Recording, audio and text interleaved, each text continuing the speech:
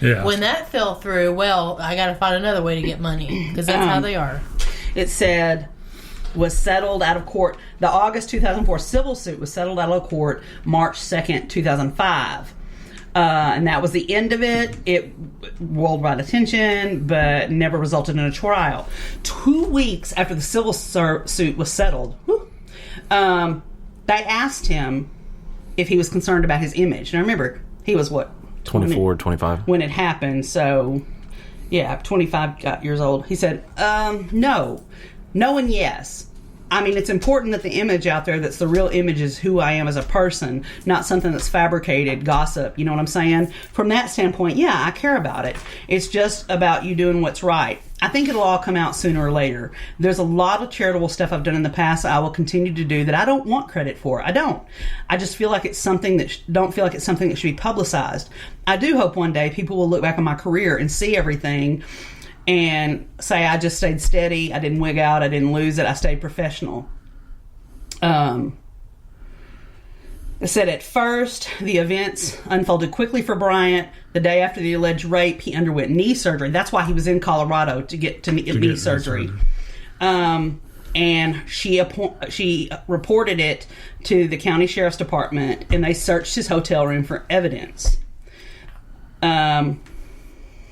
The accuser had a medical examination that eventually became problematic for her because the DNA evidence suggested she had sex with someone else in the 15 hours after the alleged rape and before the exam.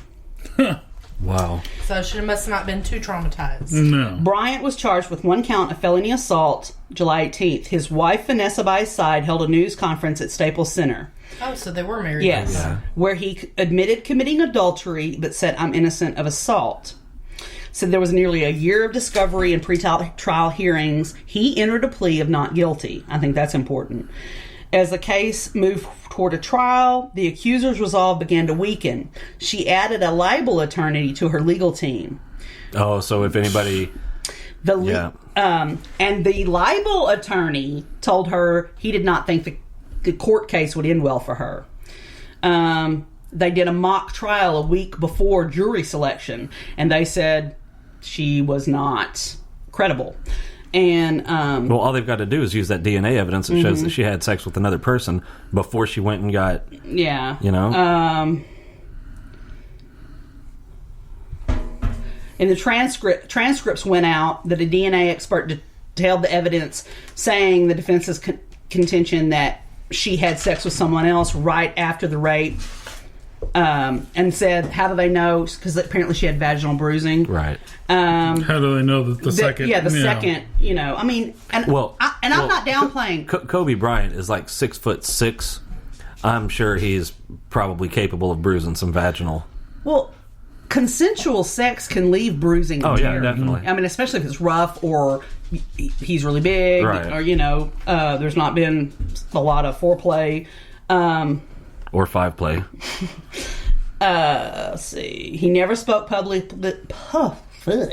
He never spoke publicly about the case after that July 2003 conference. Here's the statement on the day that the criminal case was dismissed. This is his statement.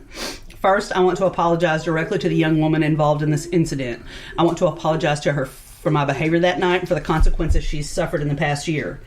Although this year has been incredibly difficult for me personally, I can only imagine the pain she endured. I also want to apologize to her parents and family members, to my family and friends and supporters, and the citizens of Eagle, Colorado. I want to make it clear I do not question the motives of this young woman. No money has been paid to this woman. Now, mind you, this was before the civil case. Right. So, and the whole idea of the civil case is to get money anyway. Right. But at that point, there had been no money paid, and that's what he's talking about. Yeah. She has agreed that this statement will not be used against me in the civil case. Although I truly believe this encounter was consensual. I recognize now that she did not and does not view this incident the way I did. After months of reviewing discovery, listening to her attorney and her testimony, I now understand how she feels that she did not consent. I issue this statement today fully aware that while one part of this ends today, another remains. I understand that the civil case will go forward. That part of the case will be decided by and between the parties directly involved and will no longer be a financial or emotional drain on the citizens of Colorado. So, to me, it's telling that he knew.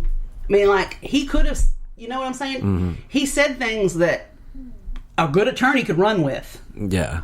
You know, so I don't know. I just think, you know, her own attorneys didn't think she had a good case. Well, if I was his attorney, I'd have been like, yeah, let's put that in front of a jury on the civil case, too, because we're going to bring up this DNA evidence.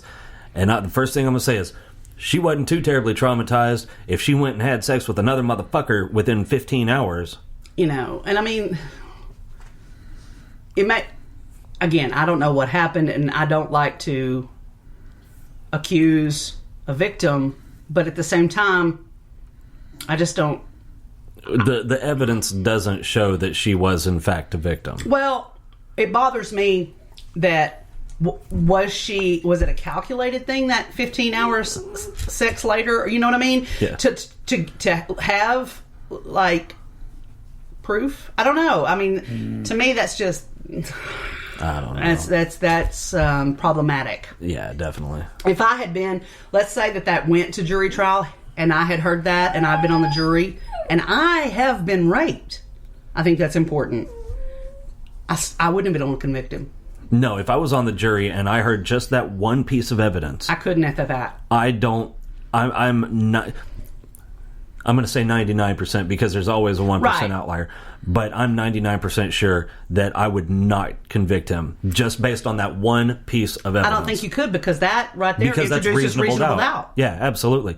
I mean, so much doubt. Her motives, was it Right. consensual? Did she Did plan the tears or the wounds come from which encounter? Yeah, so... I mean, we're all grown here. We've all had some wild nights, and there have been wild nights that were perfectly consensual, and I was all into it at the time, but I woke up pretty sore the next day. Right. I mean, you know, and it would be just too easy to stage that. Yeah, I think I'm not so, saying too. she did, but reasonable doubt. I would never be able to get past that. Yep. What do you got? Well, we're at 52 minutes. All right. So we're going to call this one done. Whatever Ross has, we'll get on the next episode. Bye. Bye. Okay. Any idea